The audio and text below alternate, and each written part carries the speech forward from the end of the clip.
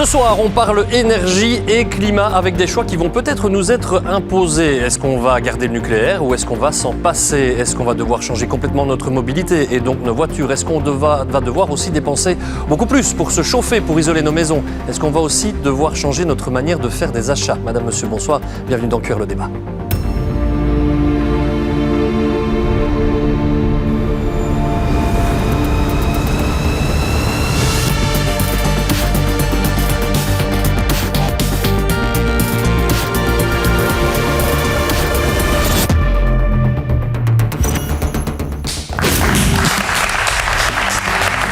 C'est le troisième débat thématique d'avant les élections. Il y a 2 mois, vous le savez, on vous a parlé de la santé, puis le mois dernier, on vous a parlé de l'emploi. Le mois prochain, on vous parlera du pouvoir d'achat, et ça s'annonce gratiné aussi. Mais ce soir, on vous parle du climat. Je vous propose le sommaire dans un instant, mais tout d'abord, retour sur ce qui s'est passé la semaine dernière sur ce plateau, avec une petite erreur que je me dois de corriger. On vous a parlé du risque de pauvreté et d'exclusion sociale. Alors, si on vous a donné une vue très correcte de cette évolution, il faut admettre, et on le fait bien volontiers, que l'évolution de ce chiffre n'était pas correcte. Vous pouvez découvrir le détail via un article qui figure dès à présent sur le site internet de la RTBF. On corrige cette petite erreur et puis on corrige aussi des affirmations prononcées par les présidents de partis à cette occasion.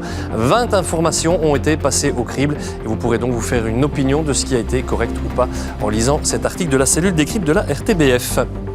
On passe au sommaire de ce soir via les questions que vous avez été très nombreux et nombreuses à nous poser sur la thématique du jour. Voilà vos grandes interrogations. Alors, nucléaire ou renouvelable? Est-ce qu'on va se passer du nucléaire ou est-ce qu'on va devoir faire un mix de tout ça? Ensuite, deuxième grande question, on va parler de notre mobilité. Quel avenir pour la voiture? On nous a tellement dit que l'électrique c'était l'avenir. Est-ce que ça l'est encore aujourd'hui? Et puis évidemment, on va parler de votre portefeuille et c'est fondamental. Isoler, se chauffer. Est-ce que ça va être encore plus cher? Est-ce que ça va finalement devenir trop cher? Et puis enfin, je vous le disais, on va parler de nos comportements. On achète parfois des choses qui viennent de très loin. Va-t-on taxer ces achats lointains pour nous inciter peut-être à les acheter un peu moins loin? Vous pouvez continuer le débat via nos réseaux sociaux. On est en direct sur la page Facebook de l'émission. On est aussi en direct via l'application Opinio. Si ce n'est pas encore fait, vous scannez le QR code. Il est juste ici. Vous le scannez et vous serez en lien direct avec cette application. On aime bien, vous le savez, commencer cette émission par une parole citoyenne et discuter un peu avec celles et ceux qui sont sur notre plateau. Je vous présenterai évidemment nos invités au fur et à mesure de l'évolution de nos discussions. J'ai commencé avec vous, monsieur. Je suis sûr que vous écoutez régulièrement les antennes de la première. En tout cas, moi, je les écoute régulièrement. Il y a une petite déclaration qui m'a fait sursauter. En l'occurrence, un climatologue annonce que le climat de Toulouse, sud de la France, sera bientôt le climat de Liège. Alors, j'imagine les Liégeois ravis de savoir qu'ils vont avoir un peu de soleil. Mais vous, ça vous rassure ou ça vous inquiète ? Moi, personnellement, ça m'inquiète. Parce que du coup, si on a un climat qui évolue, on peut imaginer que le Sahara deviendra au niveau de l'Espagne, le climat de l'Espagne montera au niveau de la France, etc. Ce sont des thèmes d'actualité qui vous intéressent. Vous faites attention aujourd'hui à ce que vous faites, à la manière dont vous vous comportez? J'y prête attention légèrement au quotidien, c'est pas constamment dans mes pensées, mais c'est vrai qu'on y pense malgré tout de temps en temps. Je vais aller de l'autre côté de ce studio. Mademoiselle, thématique qui vous interpelle, qui vous angoisse? Quand on entend climat de Toulouse à Liège, bonne nouvelle ou pas? Oui, c'est inquiétant, plus particulièrement à mon échelle au niveau de la biodiversité, de la faune, de la flore. Comment est-ce que le milieu va réagir? Comment va-t-il s'adapter? C'est une question qui est quand même relativement pertinente. Il va falloir s'adapter et il va falloir penser aussi à notre manière de consommer de l'énergie. Et c'est une des grandes questions, une des premières grandes questions qu'on voulait poser et qu'on a d'ailleurs posée via l'application Opinio. Vous avez été très nombreux à nous répondre. Finalement, qu'est-ce qu'on fait sur l'énergie à venir, nucléaire, renouvelable ou les deux? Mais pour 68%, vous pensez qu'il faut compter sur les deux et qu'on ne pourra donc pas se passer de nucléaire. Un petit coup d'œil quand même sur des chiffres pour vous permettre aussi d'y voir clair et pour lancer ce débat. La production électrique d'origine nucléaire, 41,3%. On était en Belgique à 47,3% en 2022. Voilà des chiffres qui permettent de lancer un peu le débat, sans débattre sur des chiffres évidemment. Philippe Henry, écolo, bonsoir, ministre wallon de l'énergie et du climat. Bonsoir. Vous l'avez suffisamment dit, j'imagine que vous n'allez pas changer d'avis, vous voulez aller vers du 100% renouvelable. Vous voyez que les gens sont sceptiques, on doit garder un peu de nucléaire ou pas? Parce que beaucoup disent, vous savez, le renouvelable c'est intermittent. Des fois il y a de la lumière, des fois il n'y en a pas, des fois il y a du vent, des fois il n'y en a pas. Ben, c'est-à-dire que dans l'immédiat, le nucléaire, il est là, il va encore rester quelques années. Combien de temps ? À long terme, jusqu'en 2035, en Belgique, au fur et à mesure des fermetures progressives. Mais à long terme, c'est clair que le renouvelable est la seule énergie la moins chère disponible à long terme, donc qui ne nous rend pas dépendants d'autres pays, d'autres fournisseurs. Et si vous regardez à l'échelle mondiale, les investissements dans le nucléaire sont absolument majeurs aujourd'hui, beaucoup plus importants que dans le nucléaire. Et d'ailleurs, les coûts du nucléaire augmentent, alors que les coûts du solaire, par exemple, sur une quinzaine d'années, ont chuté de 90%. De l'éolien a chuté très fortement aussi. Donc, c'est vraiment le trend général. Et je suis ces débats, notamment dans l'Agence internationale du renouvelable. On est dans un investissement massif mondial pour le renouvelable, mais qui, bien sûr, va s'installer progressivement. Mais 2035, on sera prêt ou on ne sera pas prêt ? Parce qu'on nous a quand même déjà souvent dit qu'on pouvait s'en passer, on prolonge, et puis on se demande si 2035, ce sera vraiment prêt, ce 100% renouvelable. On sera prêt si on y travaille dès maintenant et dans les prochaines années. Et c'est-à-dire qu'on doit déployer les énergies renouvelables qui sont en cours. On est aujourd'hui à 15% en Wallonie, on vise le doublement d'ici 2030. On met ce qu'il faut en place, on déploie l'offshore au niveau de la mer du Nord. On doit aussi réduire notre consommation, créer les communautés d'énergie pour s'échanger l'énergie. Donc tout ça est tout à fait possible, les énergies le montrent. Encore une étude récente qu'Ecolo a fait faire le démontre dans la durée. Mais clairement, ça ne se fera que par des investissements massifs. Marie-Christine Marguem, députée fédérale pour l'EMR, bonsoir. Bonsoir. Alors, on pourra un jour se passer du nucléaire ? Vous pensez qu'on aura toujours besoin d'un peu de nucléaire ? On aura toujours besoin de nucléaire, et plus qu'un peu, puisque le nucléaire forme la base de la production dont nous avons besoin, une base puissante, dense, économique et peu carbonée. Et la ministre de l'Énergie actuelle le sait très bien, puisqu'elle a négocié avec Engie dans de mauvaises conditions, mais nous y reviendrons si nécessaire. 81 € le mégawattheure pour l'électricité qui sera produite par les centrales prolongées, d'où le 4 et Tihange 3, alors que pour les parcs offshore qu'elle prétend installer en mer du Nord, en plus de ceux qui existent, à l'horizon 2028-2029, elle est à un prix de 95 € le mégawattheure. Donc ça veut dire qu'elle sait déjà, elle inscrit déjà que le renouvelable intermittent coûte plus cher que le nucléaire. Mais sur le long terme, on vous dit que ce sera moins cher, beaucoup moins cher. Non. Vous y croyez ou pas ? Non, je n'y crois absolument pas, et certainement pas en Belgique. Si vous comparez la Finlande, qui a 5000 km de côte, qui pourrait installer, et qui le fait d'ailleurs, des éoliennes tout au long, et 5 millions d'habitants, et la petite Belgique avec 67 km de côte et 11 millions d'habitants, dans une situation venteuse qui est beaucoup moins favorable, ce n'est pas possible. Et malheureusement, les éoliennes, même les éoliennes en mer du Nord qui sont les plus rentables, ont un facteur de charge moyen de 40%, c'est-à-dire qu'elles fonctionnent moins de 40% du temps sur une année, moins de 4000 heures sur une année. Bonsoir Jonas Moorman, vous êtes conseiller énergie de la SBL Ecoconso, qui encourage des comportements respectueux de l'environnement. J'ai résumé un peu. Besoin des deux énergies, beaucoup de gens le disent. On ne devrait pas réinvestir dans le nucléaire, selon vous, ou on doit quand même réinvestir un tout petit peu dans le nucléaire ? Alors, ce qui se passe, c'est que les deux énergies sont bas carbone, donc ça c'est vraiment intéressant par rapport au climat. Maintenant, le nucléaire, c'est une énergie qui coûte extrêmement cher à construire et qui met beaucoup de temps. Et donc, on a nos voisins français qui ont un EPR qui est de construction depuis des années, qui prend des retards, dont les budgets explosent. Et donc, par rapport au climat, c'est compliqué de se dire misons sur le nucléaire. Et on peut dire qu'à un moment, tout l'argent qu'on met sur le nucléaire, on ne le mettra pas ailleurs. Et donc, ça, c'est quand même quelque chose à avoir en tête. Et d'autre part, c'est clair qu'on doit adapter les comportements pour pouvoir diminuer les consommations et utiliser le renouvelable quand il produit. On en parlera de nos comportements. On ne veut pas faire une bataille d'experts, certainement pas, mais donner à plusieurs opinions la possibilité de s'exprimer. Bonsoir Damien Ernst, vous êtes spécialiste énergie de l'Université de Liège. C'est pas un secret, hein, vous êtes plutôt proche des théories du MR en matière d'énergie, mais on voulait un tout petit peu équilibrer ça sur le plateau et vous avez gentiment accepté le jeu. Les engagés... vous êtes proche de tout le monde finalement. Écoutez, je vais juste... Votre vision là-dessus justement, deux énergies qui doivent cohabiter ? Notre consommation d'énergie finale, c'est 420 TWh. Le renouvelable, c'est 25 TWh. Après 2025, le nucléaire, ce sera 16 TWh. Donc, on va être à 40 TWh d'énergie décarbonée et on en consomme 420, le reste c'est du fossile. Alors quand vous voyez la crise géopolitique de l'énergie avec cette guerre en Russie, quand vous voyez la crise climatique qui ne fait que s'accélérer de mois en mois, mais la seule chose raisonnable à dire, c'est construisez tout ce que vous pouvez en décarboner, du PV, de l'éolien, du nucléaire.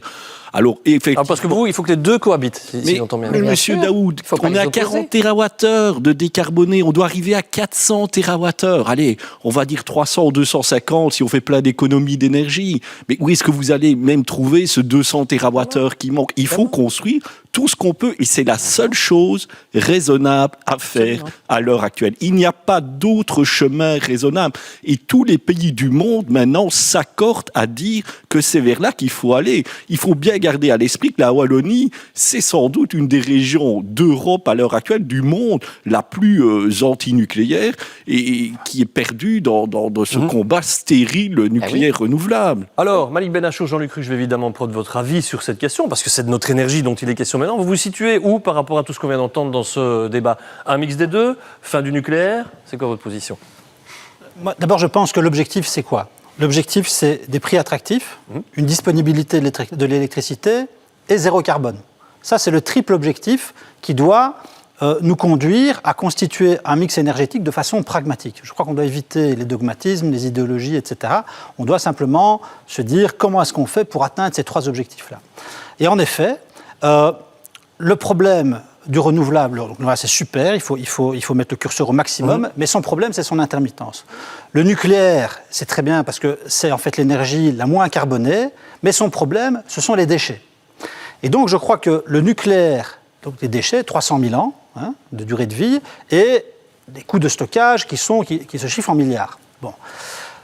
Le nucléaire, tel qu'on le connaît, il doit nous aider à aller jusqu'en 2040.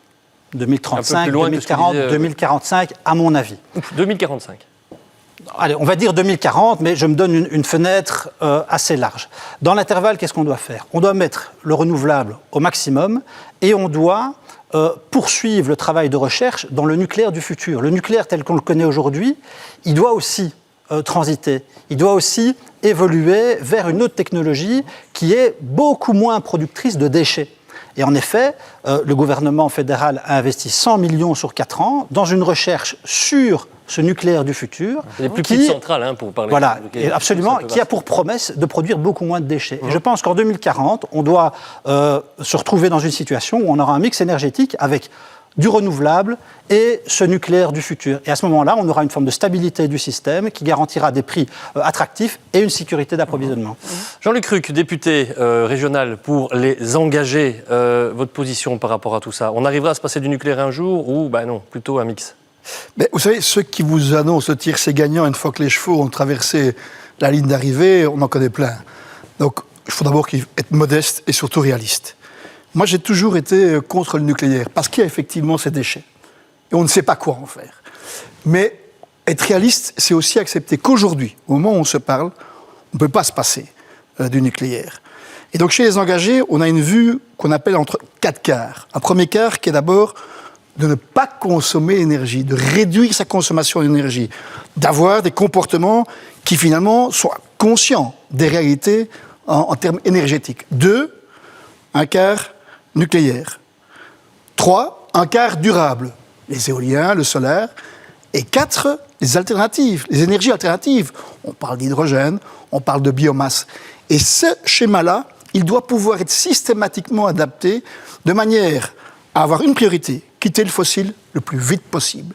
Et quitter le nucléaire dès que ce sera possible. Parce que j'entends ce qui est dit par Philippe et par Écolo, et je crois que l'étude qui a été faite est intéressante. Elle mériterait vraiment qu'on s'attarde au coût. Quoi qu'il arrive, le 100% renouvelable serait moins cher. Je crois que ça mérite en tout cas qu'on s'attarde au coût. C'est une étude parmi d'autres. C'est une parmi d'autres, mais on ne va pas, nous, ici, avoir la science infuse.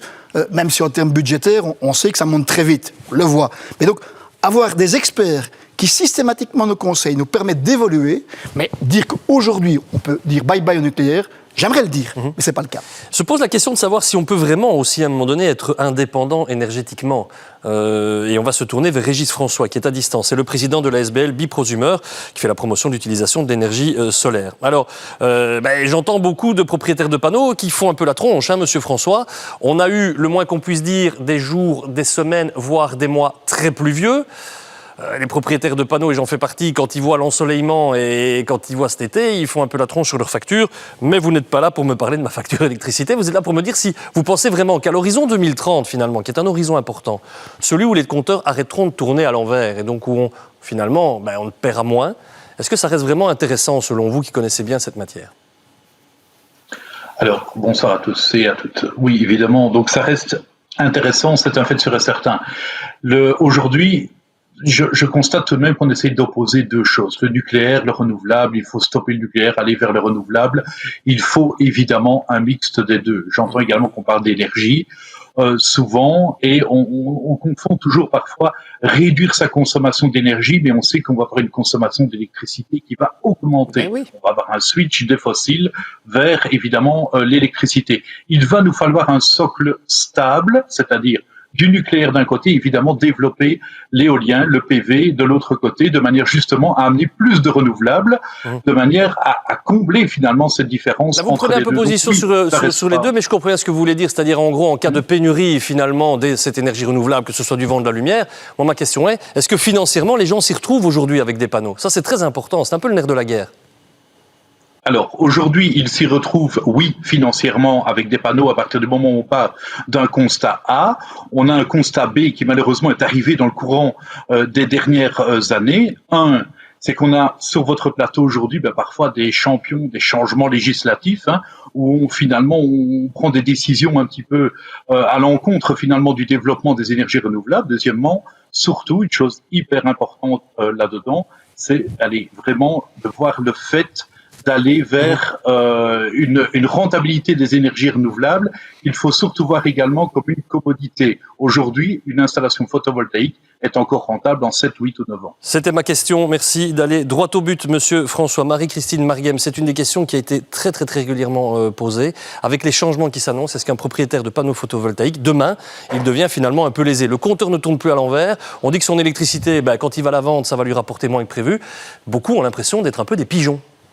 Alors, je comprends ce sentiment, d'autant plus qu'on a vraiment incité les gens à installer un maximum, quand c'était possible, des panneaux solaires. Et aujourd'hui, les conditions de return sur l'investissement diminuent drastiquement parce que les autorités considèrent que, finalement, la technologie est mature.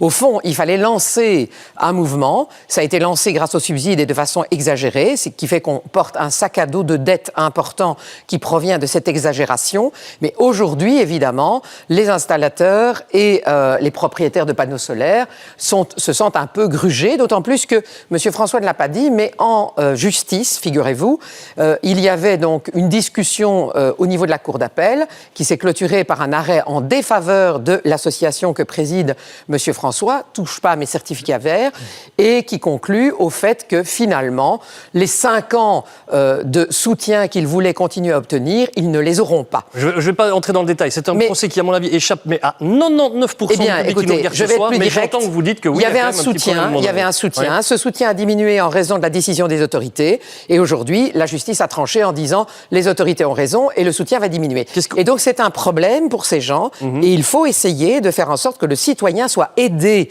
dans la transition. Est-ce qu'il peut l'être encore, être aidé ? Est-ce qu'on peut encore faire marche arrière, justement, pour dire allez, on va encore vous aider justement vers le renouvelable. Vous mettez des panneaux parce que vous verrez, vous serez au final pas lésés. Beaucoup de gens ont un doute. Mais vous avez entendu M. François qui vient de dire il y a quelques instants qu'une installation était rentable en 8 à 9 ans. Votre installation, vous la gardez plus que 8 à 9 ans. Donc c'est une installation bénéficiaire. Le soutien qui est organisé par les pouvoirs publics pour les énergies renouvelables, c'est un soutien nécessaire pour démarrer les filières, pour que les prix baissent, que les technologies évoluent et qu'après, il n'y ait plus besoin de soutien. Ce n'est pas l'objectif qu'on doit tout le temps... Je vous rappelle que c'est tout le monde qui subsidie via la facture d'électricité. L'objectif n'est pas que tout le monde doive tout le temps payer pour ceux qui mettent des panneaux photovoltaïques. Par contre, ce qui est nécessaire, et je pense que M. François le dirait aussi bien que moi, certainement, ou mieux que moi, c'est qu'il y a évidemment des besoins d'investissement très importants dans les réseaux. C'est ça le problème, c'est qu'il y a eu ces dernières années beaucoup d'installations nouvelles, et c'est très bien, mais les réseaux se sont adaptés trop tardivement. Nos réseaux électriques datent d'une autre époque, basés sur des centralisations nucléaires, des grosses productions centralisées, et donc ne sont pas compatibles avec l'absorption de la production actuelle. Vite, et les investissements sont en cours, mais ça prend un peu de temps. Messieurs, 30 secondes, rapidement, je reviens sur le portefeuille des Belges en matière d'énergie renouvelable. Certains disent, OK, on entend c'est rentable, très très bien, mais on a l'impression que c'est moins rentable qu'avant. Vous leur dites quoi? Qu'une intervention des autorités est possible? Vous êtes au pouvoir demain, après les élections, vous mettez un petit coup en plus, ou vous dites non, là on est à la limite? 30 secondes chacun, si vous voulez bien. En 3 mots. La transition va coûter très cher. À l'État, aux ménages, il y a des investissements colossaux qui se chiffrent en milliards. Si on veut que la transition fonctionne, il faut qu'elle soit socialement juste. Si on veut aider le jeune couple qui se lance dans la vie, si on veut aider la dame qui est toute seule avec ses 3 enfants, le couple de retraités, à investir dans les économies d'énergie, on va devoir en effet les aider. Ah oui. Pour les aider, on devra poser la question à un moment donné de la réforme fiscale. Si on ne va pas chercher des moyens nouveaux pour aider les gens à faire les investissements nécessaires, les gens qui gagnent 1500, 2000, 2500 euros, infinançable. on n'y arrivera pas. On n'y arrivera pas. Donc, moins rentable, c'est toujours rentable. La palisse en aurait dit autant. Donc, ça vaut la peine de continuer à investir dans le photovoltaïque. Le vrai problème, il est aujourd'hui dans le réseau.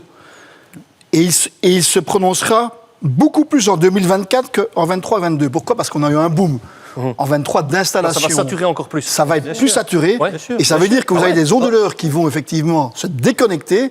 Et là, on risque d'avoir effectivement une balance qui commence à devenir plus difficile. Donc ce qu'il faut, c'est urgemment investir dans le réseau. Et si vous faites ça, vous permettrez à ce moment-là de faire en sorte que ce qu'on appelle les productions décentralisées puissent rentrer dans le réseau et fortement profitent à ceux qui produisent. Ores anticipe une explosion des décrochages pour cet été. Évidemment. Il y a eu 2 phénomènes, l'explosion des prix l'hiver dernier et le rush avant le 31 décembre pour pouvoir continuer à profiter du compteur qui tourne à l'envers. Donc, chez RESA, par exemple, au conseil d'administration de RESA, le nombre de prosumeurs a doublé. C'est la promesse d'une explosion des décrochages. On a bien compris que ce serait lent. On va devoir avancer dans ce débat et on va notamment avancer sur la question du parc automobile belge, si vous voulez bien, messieurs. Parce que là, il y a beaucoup de choses à en dire et je ne voudrais pas qu'on prenne du retard dans ce débat. Il y a beaucoup de questions. Le parc automobile belge, il pose question parce qu'avec cette évolution du climat, on va devoir changer notre mobilité. Et beaucoup s'interrogent sur ce qu'il faut faire de cette vieille voiture qu'on a au fond du garage. Au contraire, faut-il la garder ou aller chercher une nouvelle voiture électrique? Mais on voulait vous proposer d'y voir plus clair sur ce parc électrique. Il est composé comment? Maud Wilquin vous répond. Pour ce QR vous explique, je vous propose de passer en revue le parc automobile en 3 chapitres. Comme vous le savez, en Belgique, il y a 6 millions de voitures particulières et parmi ce chiffre, 51% des véhicules fonctionnent à l'essence, 36% au diesel, 9% sont hybrides, 2% électriques et enfin, les 2 derniers pourcents se concentrent sur les véhicules qui fonctionnent à l'hydrogène ou encore au gaz naturel. Et d'après les études, les véhicules les plus écologiques sont sans surprise les véhicules électriques, mais attention, à condition de rouler 70 000 km avec, puisque lors de la conception, les véhicules électriques polluent 2 fois plus que leurs cousins thermiques. Par contre, au plus vous allez rouler avec, au moins vous émettrez de CO2 que les véhicules thermiques. Après 200 000 km par exemple, vous aurez émis 5 fois moins de CO2 avec votre voiture électrique qu'avec votre voiture thermique. Ceci étant, les modèles électriques ne sont pas souvent le premier choix des acheteurs, et ce parce que bien souvent, ça coûte cher, et puis surtout, à cause de ça, le manque de bornes de recharge, en particulier en Wallonie. Allez, un petit message qui nous parvient via nos réseaux sociaux sur cette voiture électrique dont on parle beaucoup, mais qu'on voit finalement assez peu. La voiture électrique, on peut y croire. L'obligation de l'électrisation du parc entier dans la prochaine décennie, c'est totalement impossible, nous dit Xavier via Facebook. Un petit coup d'œil sur Opinion. Là aussi, on vous avait questionné sur cette fameuse évolution de la voiture. Est-ce que c'est l'électrique l'avenir? Non, à 80,13%. C'est ce qu'on appelle un chiffre énorme. Et je rappelle qu'Opinion, sans être un sondage, est quand même souvent une bonne vision, une bonne photographie de ce que pense l'opinion publique. Damien Ernst, on vient de l'entendre, une des grandes critiques, c'est le prix trop élevé de la voiture électrique, et notamment, par exemple, à cause des batteries. Ça peut évoluer favorablement, ça, ou on est condamné à payer des véhicules électriques très chers? Il faut venir avec des chiffres. Le prix des batteries, il y a une dizaine d'années, c'était 1 200 € par kilowattheure. Maintenant, les Chinois sortent des batteries de usines à 60 € par kilowattheure. Pour une voiture avec 400 km d'autonomie, il vous faut 80 kWh de batterie. Donc vous voyez, entre 5 et 6 000 €, vous avez la batterie et le reste du véhicule coûte nettement moins cher à fabriquer. Donc je pense que 80% de vos auditeurs, pour lesquels j'ai beaucoup de respect, se trompent complètement. La voiture électrique est lancée, elle va arriver moins cher dans le garage pour une autonomie de 400 à 1000 km qu'un véhicule classique à essence et diesel. À quel horizon, ça ? Mais maintenant, en Chine, c'est maintenant. Les modèles chinois de BYD, écoutez, vous laissez 2-3 ans, il y a un tsunami de voitures électriques qui est en train d'arriver, des nouveaux modèles pas chers. Voilà, j'ai l'impression que, honnêtement, que ce débat voiture essence, voiture électrique, de me retrouver au 19e siècle où les villes étaient très inquiètes du fumier, puisqu'on se déplaçait en cheval à l'époque, du fumier qui s'accumulait dans les villes et ils ne savaient pas quoi faire. La solution, elle est venue tout à fait naturellement avec le moteur à explosion et même des véhicules électriques au début du XXe siècle. C'est la même chose ici. La voiture à essence et diesel, c'est le cheval du 19e siècle. Elle va disparaître complètement. Monsieur Moorman, petit regard critique aussi sur ces voitures électriques. C'est une caricature, certes, parce qu'on en voit des petites, des voitures électriques, mais enfin, c'est quand même souvent un gros bazar, très lourd, très rutilant, trop gros, trop lourd, trop rutilant. Bah oui, c'est le gros problème, c'est que les modèles disponibles en majorité sont des très gros véhicules, plus de 2,5 tonnes. Et donc, c'est le problème de la voiture déjà à la base, c'est qu'elles sont de plus en plus grandes.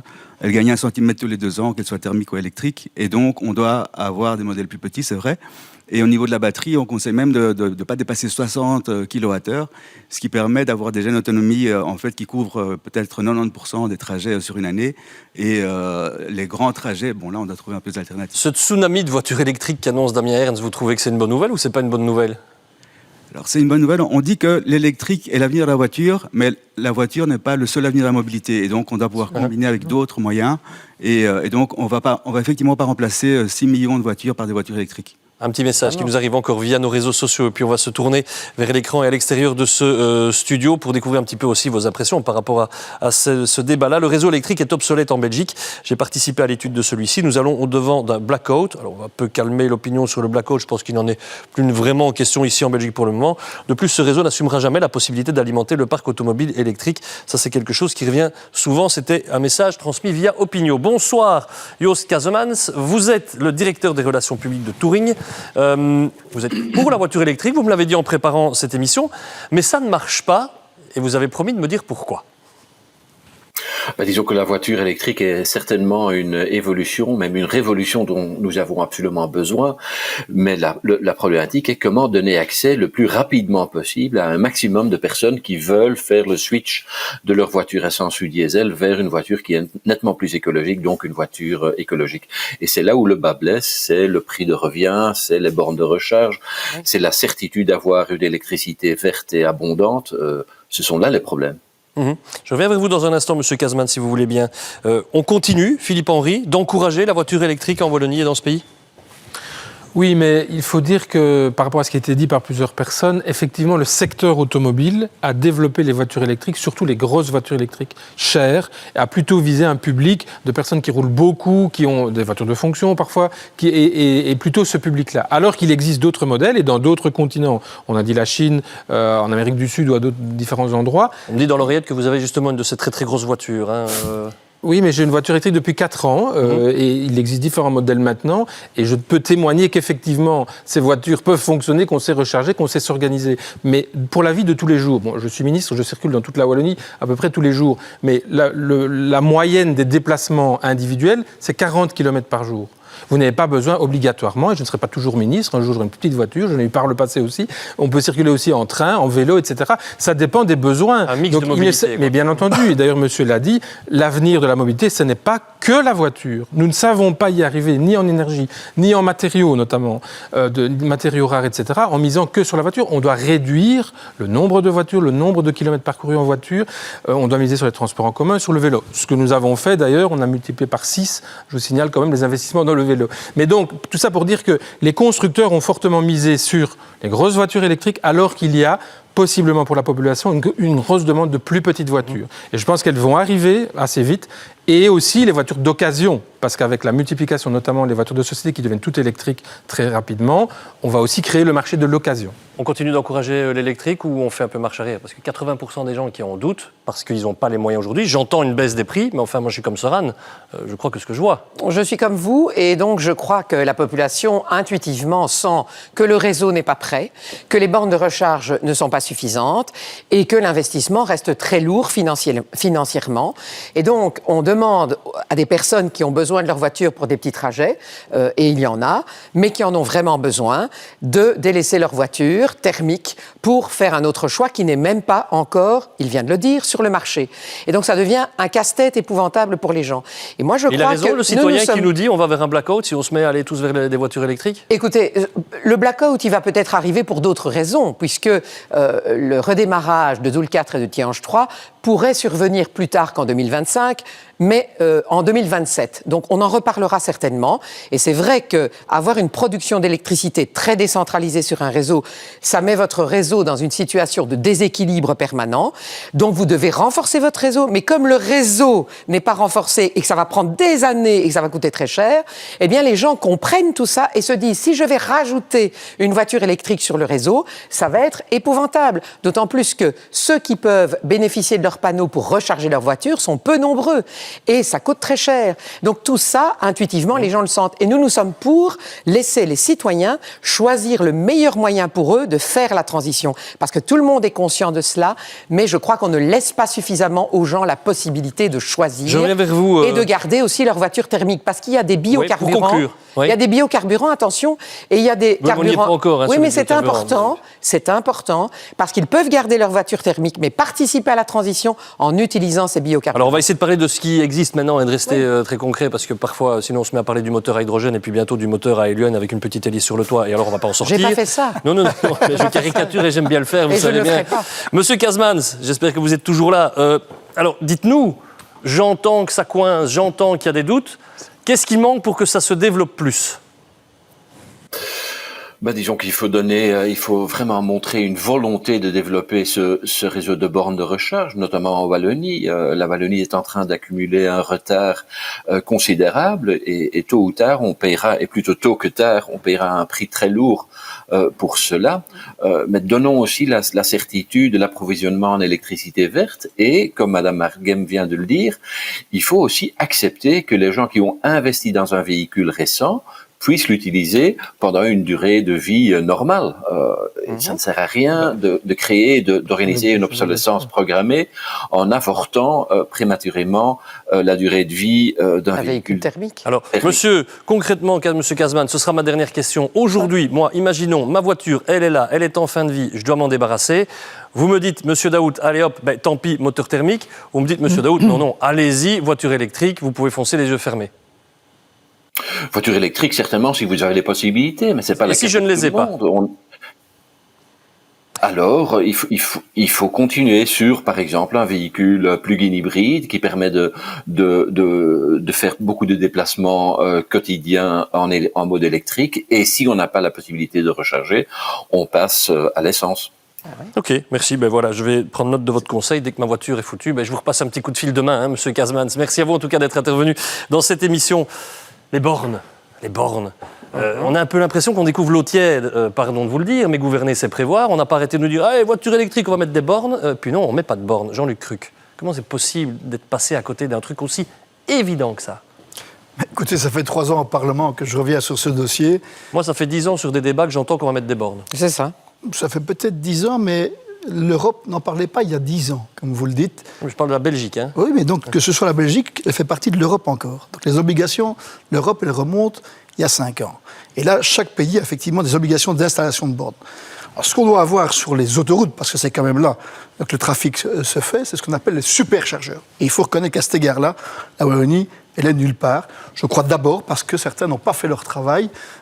Quand je vois les avantages que la Sofico a et ce qu'il donne en concession par rapport à des grands pétroliers qui ont le monopole sur ces pompes, forcément, on empêche d'autres privés qui ne travaillent que ce créneau-là de pouvoir s'installer. Je crois que c'est un premier problème. Le deuxième problème, on l'a dit aussi, c'est le réseau. Il ne faut pas le sous-estimer. Tant que votre réseau n'est pas à niveau, il y a un véritable problème.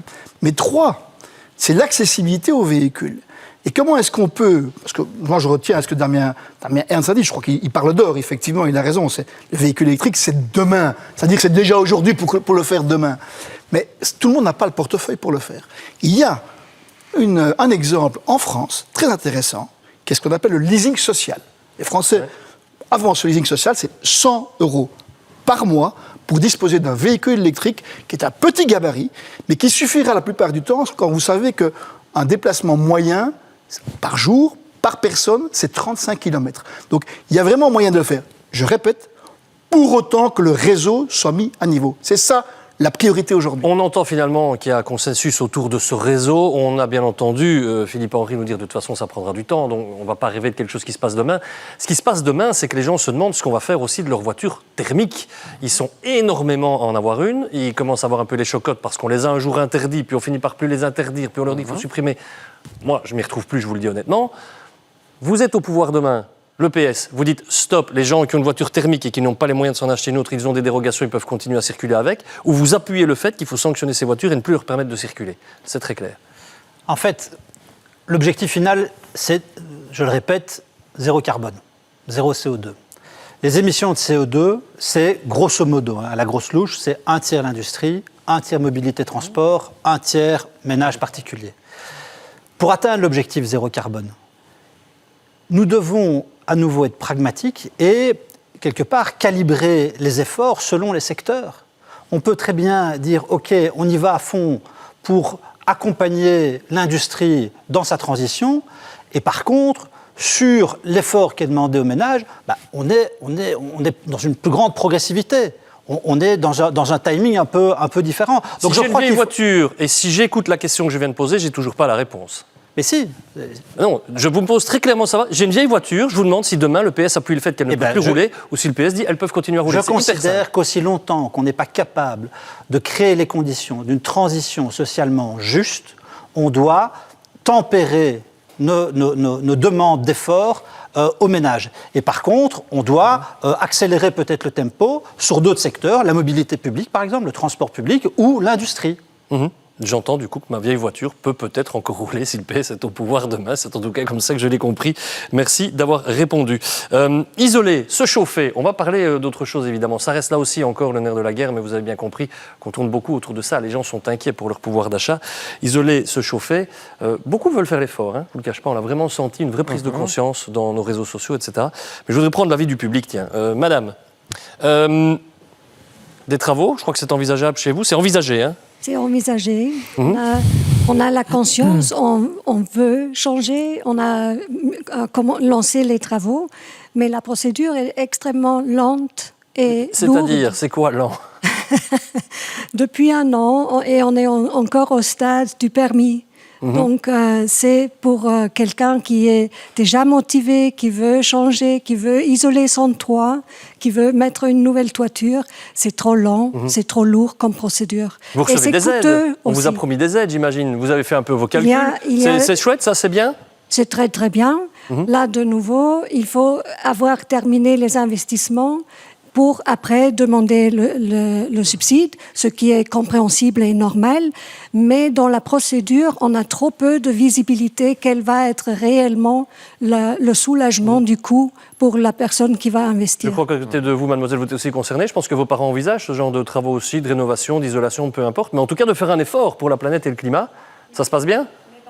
Des fervents écolos, donc ils ont véritablement envisagé de faire des rénovations. Et c'est ce qu'ils ont fait sur leur ancienne maison. On leur avait également promis des primes. Ils ont reçu, d'ailleurs, je ne vais pas cracher dans la soupe, mais ils ont même envisagé plus. Et certains travaux qu'ils ont financés de leur poche, on leur a dit, non, finalement, vous n'aurez pas droit à telle aide, vous n'aurez pas le droit à telle prime. Et c'est quand même dérangeant pour des gens qui ont cette volonté de faire cette transition. Investir pour isoler, on vous a posé la question via Opinio, et là encore, on prend un peu votre avis par rapport à cette question fondamentale. Investir dans l'isolation pour votre logement, regardez bien, 46% nous dit « je voudrais », mais je n'ai pas les moyens. 43% nous dit c'est déjà fait. Mais je n'ai pas les moyens. Alors là, évidemment, on va essayer de faire un peu d'information publique. Bonsoir Pierre-Louis Fir, vous êtes le directeur de Imopas. Vous réalisez, et vous êtes agréé par la région Wallonne, vous réalisez des audits énergétiques. Vous allez chez les gens aussi pour analyser le type de prime auquel ils auront droit. On entend souvent les gens se plaindre et dire ouais, on n'a pas assez d'aide pour isoler. C'est vrai ça, on n'a pas assez d'aide pour isoler, ou on n'est pas assez au courant des aides dont on peut bénéficier? Je pense qu'il y a plutôt un problème de communication parce qu'aujourd'hui, il y a de plus en plus de primes qui sont disponibles. Elles ont même été relevées l'année passée. Pour vous donner un ordre de grandeur, pour nos clients, rénover une toiture, il y a 5 à 6 000 euros de primes. Pareil pour isoler les façades. Un remplacement des châssis, on est sur 1 500 euros. Et ça, c'est pour les primes de base et ça peut être augmenté selon le fait que vous ayez des plus bas revenus. Donc c'est vite quand même plusieurs dizaines de milliers d'euros de primes qui sont disponibles quand on fait une rénovation globale de son habitation. Avec quand même une petite condition, et c'est important aussi, sans parler d'erreur, les gens font évidemment ce qu'ils peuvent, vous attirez l'attention sur le fait que, et on ne le sait pas toujours, les primes sont plus importantes si on refait tous les châssis d'un coup. Espérer une grosse prime pour un seul châssis dans la maison, ça évidemment, on va être fort déçu. Oui, mais je pense qu'il y a une certaine logique. Quand on veut rénover son bâtiment, il faut le faire de manière globale et bien pensée. C'est aussi pour ça qu'on fait des audits énergétiques avec des architectes ou des auditeurs qui vont vous aider à faire correctement les choses. Si on n'isole qu'un seul châssis, le gain ne sera pas très bon en termes global. Donc c'est normal que la région ne va pas subsidier des travaux qui n'auront pas un impact favorable sur la consommation. Un petit mot sur les procédures compliquées. Moi, je les ai regardées récemment, ces procédures, ces formulaires, etc. Je ne dis pas qu'il faut être ingénieur à la NASA, mais c'est quand même pas toujours simple. Et il paraît que c'est devenu plus simple. Oui, alors c'est vrai qu'il y a toujours des formalités et je pense que la région est au courant qu'il va falloir les simplifier et elle a commencé à le faire. On a notamment le fait qu'il n'est plus obligatoire de respecter un ordre des travaux qui sont recommandés. Les délais ont été rallongés pour faire vos dossiers de primes. Et puis on a notamment des initiatives, notamment en région Wallonne, avec le prêt Rénopac, un prêt à 0% pour emprunter jusqu'à 60 000 euros pour faire les travaux. Et dans ce cadre-là, c'est la région elle-même qui fait les démarches pour récupérer les primes. Donc ça, c'est quand même assez intéressant. Ah oui, ben voilà, qu'il y a des choses dont on n'avait pas nécessairement connaissance et qui existent. Merci en tout cas à vous de nous avoir éclairés. Il faut toujours se renseigner et s'informer, c'est fondamental, parce qu'il y a des choses qui existent. Bonsoir, monsieur Neuville, Werner Neuville. Vous êtes le directeur général de Bitec. Vous réfléchissez aux solutions techniques pour gaspiller moins d'énergie. Quand on a préparé cette émission ensemble, vous nous avez parlé de l'étranger. On a parlé de l'intervention de nos pouvoirs publics. On va rester un tout petit peu là-dessus. Vous, il y a un truc qui vous a manifestement séduit, c'est la manière dont ça fonctionne au Portugal. Ça fonctionne comment ? Concernant les primes là-bas, les gens sont aidés. C'est-à-dire que c'est le gestionnaire de réseau qui va venir chez vous pour voir, il connaît votre consommation, il sait comment la maison est, il vient voir, il va vous conseiller. Ils vont dire, par exemple, on a parlé du panneau solaire, c'est super, soit on n'a pas assez, soit on a trop. Ceux qui ont sait investir, ils peuvent mettre beaucoup de panneaux solaires et ils vont déséquilibrer le réseau, il faut être clair et net à ça. Et ceux qui investissent juste pas assez. Alors, qu'est-ce qu'ils font ? Ils disent, voilà, vous consommez autant, vous pouvez avoir maximum autant de panneaux solaires en fonction de votre consommation et en lieu d'avoir des primes et autres, on donne une aide, entre guillemets, mais c'est dans votre facture d'énergie. Vous payez vos panneaux sur 4 ans et ça fait pas mal. Aujourd'hui, comme on a dit là, si on a aujourd'hui besoin pour avoir une aide, une prime, il faut d'abord payer. C'est à nouveau les gens qui savent le faire. Les gens qui ne sont pas le faire, ils n'ont pas l'aide. On a entendu aussi qu'il existait certains cas où, par exemple, mais on allait récupérer l'argent après. Mais peut-être qu'il faut développer ça. Il faut aider les gens. Si on va pas changer notre mentalité, on ne va jamais faire quelque chose au climat. Restons très clairs. Alors, aidez plus les gens. Je vous prends au mot, et on va se tourner vers nos responsables politiques. Aidez plus les gens. Finalement, les gens, ce qu'ils demandent, c'est oui, mais pourquoi est-ce que ce ne sont pas les pouvoirs publics qui s'occupent de récupérer ça ? Aidez-nous, qu'on n'ait pas avancé l'argent. Occupez-vous d'enlever ça de notre facture immédiatement. OK sur ça ou pas du tout ? Moi, je trouve que c'est un très bon système. Votre sondage montre qu'il y a une grande proportion de gens qui ont déjà fait les travaux et que la même proportion de gens dit « je ne peux pas le faire ». Et l'explication est très simple, c'est que avancer les fonds pour le faire ou bien savoir exactement ce qu'il faut faire, parce que parfois on envisage trop de choses et on se met de la pression alors qu'en fait il y avait un audit qui était gratuit de ce que l'on doit faire tout juste, eh bien on aurait une facture peut-être allégée. Donc tout ça doit être travailler de manière encore plus fine qu'aujourd'hui. Je vais reprendre ce que j'ai beaucoup entendu, mais si de toute façon c'est pour aller récupérer l'argent plus tard, c'est pas à nous citoyens de l'avancer, c'est difficile, c'est un peu à l'État de gérer. Je sais que c'est parfois des raccourcis un peu faciles, mais je vous ai vu faire non de la tête, Malik Benachour. Oui, en fait, les primes, elles existent aujourd'hui en région wallonne. C'est vrai qu'elles ont été majorées l'année dernière, mais quand on reçoit 5 000 € pour refaire son toit, mais que la facture totale du toit, c'est 30 000, on doit quand même payer 25. Bon.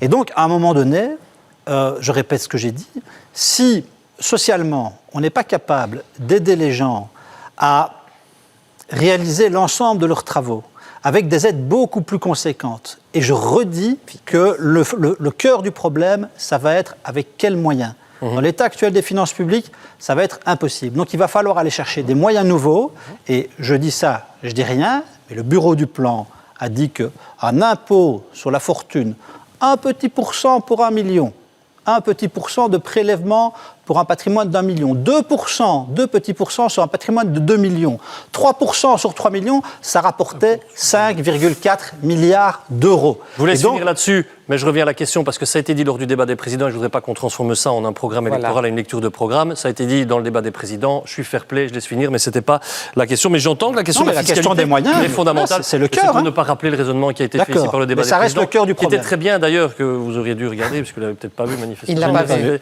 C'était bien, c'était pas mal, franchement, on s'est bien débrouillé, c'était clair, c'était zen, tout le monde a apprécié. Je reviens au centre du plateau dans un instant. Damien Ernst, vous pensez que c'est quoi l'avenir immédiat d'un chauffage efficace qui ne coûte pas cher? C'est la seule question que les gens se posent. La pompe à chaleur, sans hésitation. Vous voyez votre colonne là, quand vous êtes entre PEB A et C, vous ne réfléchissez pas, vous changez de chauffage, vous mettez une pompe à chaleur.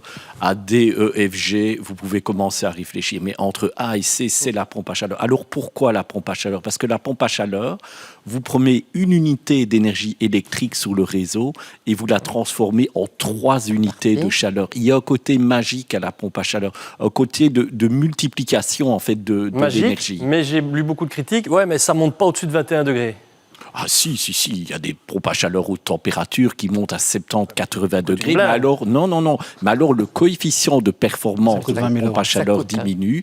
Au lieu d'avoir cet effet d'entraînement de tremplin de 3, il sera peut-être de 5 ou 2. Non, enfin, quand vous regardez les nouveaux modèles de pompes à chaleur, c'est un objet qui est en train de se démocratiser. Comme le panneau photovoltaïque s'est démocratisé, la batterie se démocratise, on les fabrique par millions maintenant, le prix n'est plus élevé. Justement, je vous interromps parce que sur la question des batteries de stockage, si M. François est toujours avec nous, moi j'ai une question sur les batteries de stockage. On s'est évidemment un peu renseigné. Sorry de remettre encore une fois... C'est pas M. François ça, tiens, c'est M. Voilà M. François. On est content de vous retrouver. Brièvement, M. François, si vous voulez bien, on est en train de parler des batteries de stockage. J'ai entendu beaucoup de citoyens me dire c'est un frein incroyable, les batteries de stockage, parce qu'on est vraiment en train là de se faire plumer, ça coûte une fortune, et en plus on a l'impression qu'on va être taxé sur les batteries de stockage. Qu'est-ce qu'on doit dire à celles et ceux qui ont peur de ça? Qu'on essaye de nouveau de monter quelque chose sur un socle assez friable. Concrètement, les batteries de stockage aujourd'hui, les gens ont peur. Pourquoi? Ils ont simplement peur, en effet, d'être taxés. Ils ont tellement été, vous savez, chat échaudé, plein d'eau froide, ils ont vraiment été tellement tapés avec le photovoltaïque qu'ils ont des craintes. Aujourd'hui, les batteries de stockage coûtent nettement moins cher qu'avant. Damien a parlé tout à l'heure, Monsieur Ernst, au niveau véritablement des prix. Une batterie de stockage avec des panneaux pour une installation moyenne aujourd'hui, on est entre 9 et 10 000 euros. C'est la moitié du prix que j'ai déboursé uniquement pour mes panneaux en 2013. Pas de taxes? Donc, oui, on va avoir... Pardon? Alors, au niveau des taxes... Alors, au niveau des taxes, il y a une directive européenne, je pense, qui a été votée en 2020, qui proscrit justement toute taxation des principes de stockage ou de production d'énergie renouvelable. Mais bon, maintenant, l'imagination en matière taxatoire est tellement élevée parfois dans notre belle région wallonne qu'on se pose encore des questions. Bon, on espère que sur ce coup-là, on va suivre l'Europe, évidemment. Parce que là, c'est quelque chose de très, très important. Mais merci pour cette info sur cet élément de 2020 et de l'Europe. Un petit coup d'œil quand même, si vous voulez bien, quelques chiffres, et c'est important, parce qu'on voudrait aussi parler des chaudières à mazout, parce que là, en Wallonie, évidemment, on est très, très concernés. En ce qui concerne les chaudières à mazout, les petites infos qu'on voulait vous livrer, c'est d'abord qu'il va y avoir interdiction dans les bâtiments neufs à partir du 1er mars 2025. Pour ce qui est des bâtiments existants, si remplacement, on parle du 1er janvier 2026. Mais regardez pourquoi je vous parle d'une Wallonie très concernée. Le nombre de chaudières à mazout en Wallonie, plus de 687 000, ça fait un ménage sur deux. La source, c'est le service public de Wallonie.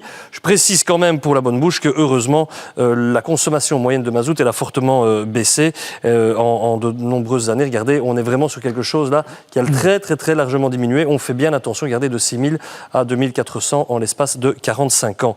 Je reviens vers vous, Monsieur Neuville, pour clôturer un peu ce débat et s'intéresser aux chaudières à mazout qui touchent énormément de gens.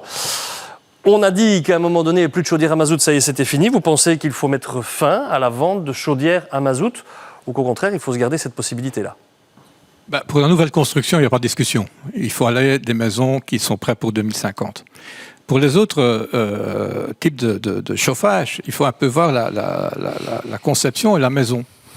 Et par le secteur, on a fait un calcul aujourd'hui pour les maisons existantes. Et il y a 1,4 million de maisons en Wallonie qui sont chauffées par le fossile, parce que ce n'est pas seulement le mazout, il y a le gaz et le propane, qui sont là et que demain, ils vont rester chauffés.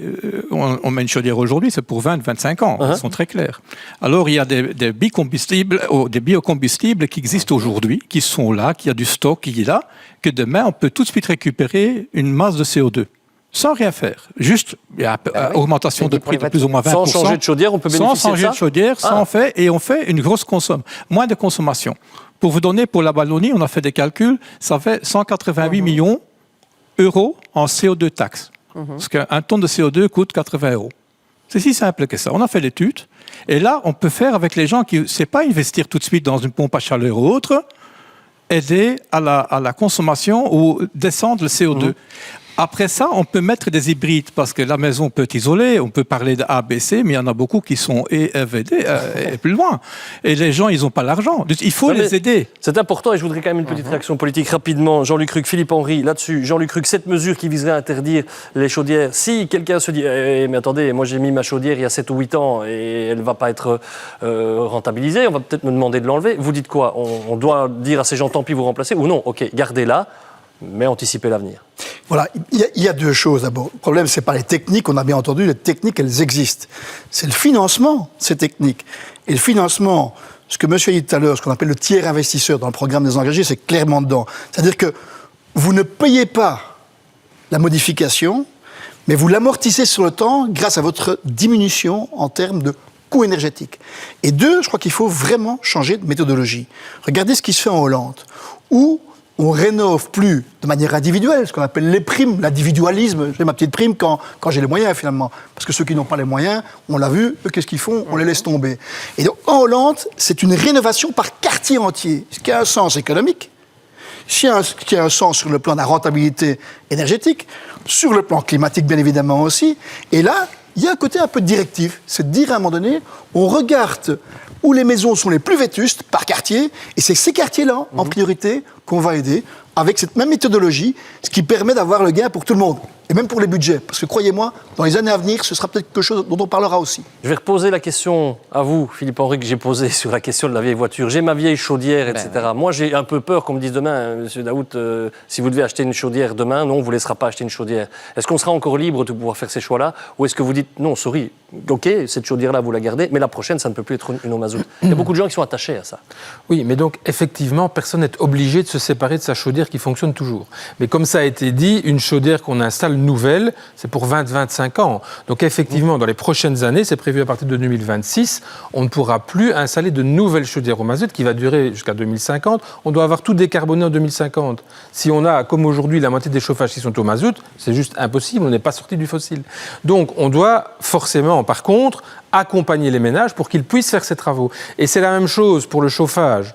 La pompe à chaleur, ce que Damien Ernst a dit, c'est tout à fait juste, mais il a bien pris la précaution de dire pour les niveaux les mieux isolés. C'est-à-dire qu'isoler sa maison, c'est toujours la première chose à faire. Et effectivement, dans ce cas-là, alors on a plusieurs alternatives. Les pompes à chaleur, mais il y a aussi la biomasse, il y a les réseaux de chaleur qui sont disponibles, etc. Et pour ça, on a besoin en fait d'accompagnement des ménages. C'est pas que de primes. Parce qu'en fait, les primes aujourd'hui, elles sont déjà très importantes. On les a doublées. On a les prêts sans intérêt qui existent pour des ménages jusqu'à 102 000 € de revenus bruts. Donc en fait, beaucoup de personnes peuvent faire les travaux sans rien sortir d'argent du tout. Mais il faut un accompagnement technique. Et ça, ce sont les plateformes de rénovation qui ont été mises en place. renseigne. Alors je voudrais qu'on parle un peu des comportements aussi des citoyens. On a beaucoup parlé de ce que le politique pouvait faire ou ne pas faire. Je pense que les citoyens peuvent aussi agir un tout petit peu. Et peut-être se calmer un tout petit peu sur leur comportement. On achète parfois des choses qui viennent de très très loin, dont on n'a pas toujours nécessairement besoin. Mais comme ça vient de loin et que ça pollue beaucoup, on se demande s'il ne faudrait pas un tout petit peu taxer tout ça. Alors on vous a demandé votre avis dans la rue. Est-ce qu'il faut ouvrir le portefeuille pour ces achats qui viennent de loin ?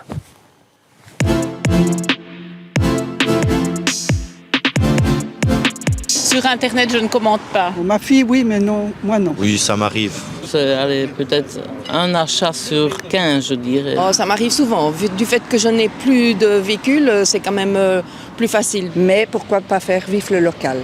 On ne peut pas en vouloir aux gens qui commandent sur Internet si c'est beaucoup moins cher. Je pense qu'on pourrait taxer tout ce qui vient de chez Shein, TMU. C'est une très bonne idée parce que de toute façon, c'est des produits qui viennent de loin. Le coût de la vie est déjà énorme. Je pense qu'au lieu de taxer les produits chinois, il faudrait peut-être taxer moins, réduire les taxes des producteurs locaux. J'irais plutôt vers la sensibilisation de la population à consommer plus local à ce moment-là.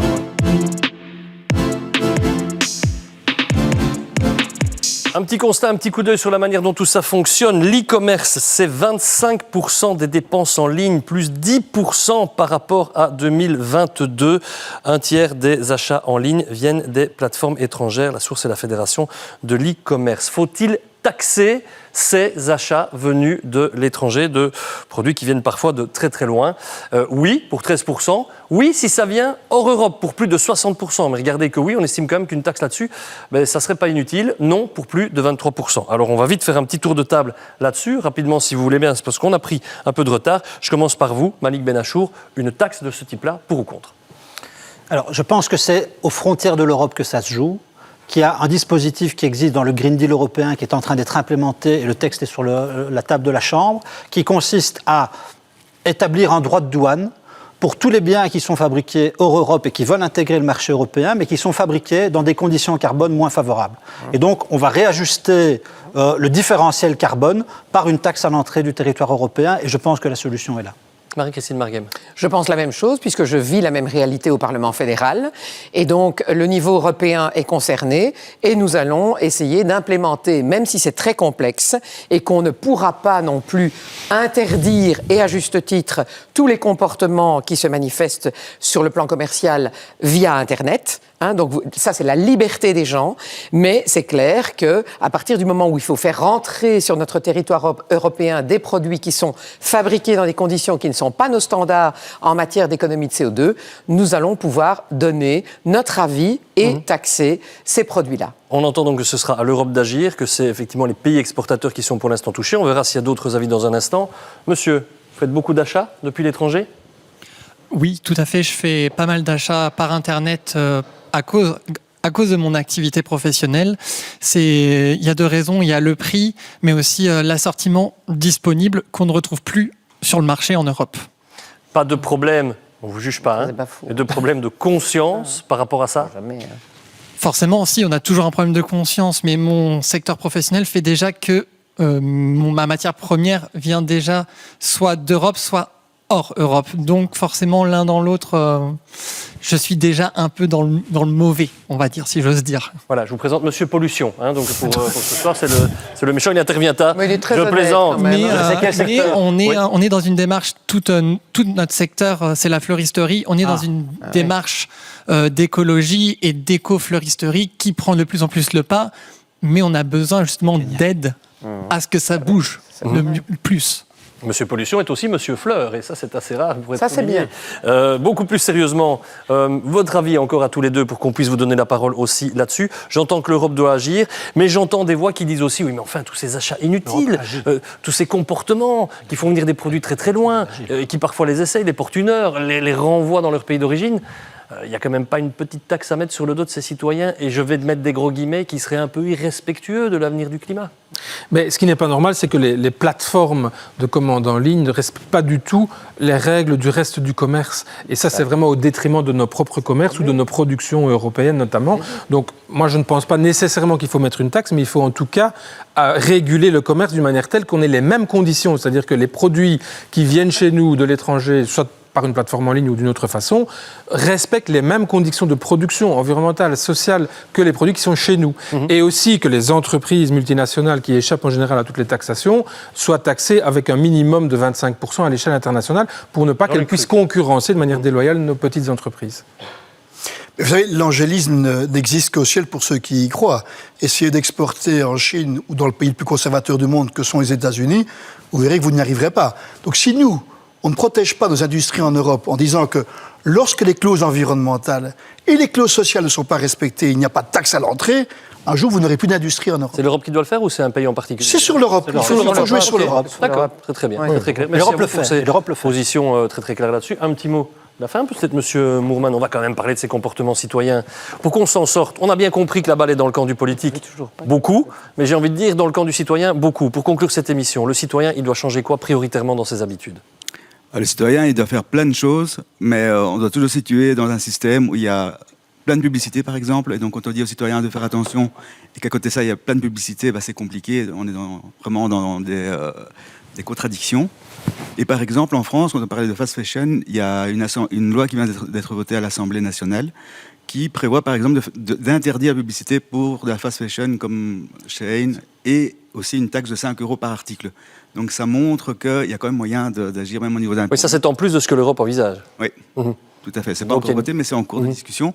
Donc on peut agir sans l'Europe là aussi? Oui, apparemment, oui. Et en fait, c'est important d'avoir vraiment un cadre parce que... compter sur chacun, tout le monde va faire des efforts, hein, mais on ne sait pas toujours au niveau suffisant. Et puis, il faut vraiment un encadrement, ça marche beaucoup mieux. Pousser un peu parfois les efforts dans le dos. Merci à vous, Monsieur Mourman. Merci à toutes et à tous d'avoir été là ce soir. Merci à nos invités. On va vous libérer, non sans évidemment vous présenter, comme on le fait à chaque fois, la une du magazine Moustique. Et vous allez voir tout en bas de cette une, mais il y a quelque chose qui concerne aussi finalement l'environnement et ce qu'on a évoqué aujourd'hui. Les jeunes sont-ils à la hauteur? C'est une autre manière d'aborder le débat. Le dossier est disponible depuis ce matin dans le magazine Moustique. Merci à toute l'équipe qui m'a permis de vous présenter cette émission. Merci à vous de l'avoir suivi et de l'avoir agrémenté de vos commentaires. On se retrouvera la semaine prochaine. Je vous souhaite une excellente fin de soirée.